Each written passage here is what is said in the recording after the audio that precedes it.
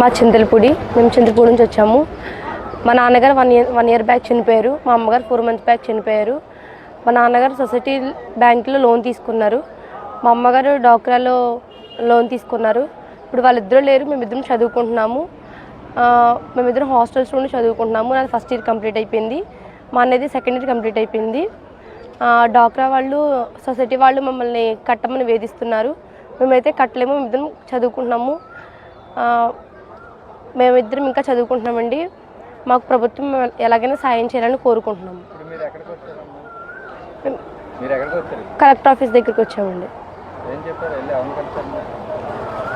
DRO గారిని కలిసాము. వాళ్ళు సొసైటీ నుంచి పిటిషన్ రాస్తారు. మరి ఆఫీసర్ తీసుకున్నారు.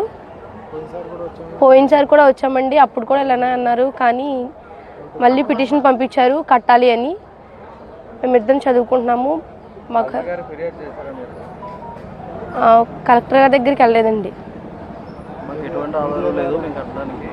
మాకు ఎటువంటి ఆధారం లేదండి.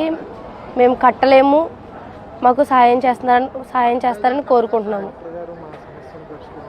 కలెక్టర్ గారు మా సమస్యని పరిష్కరించాలని కోరుకుంటున్నాము.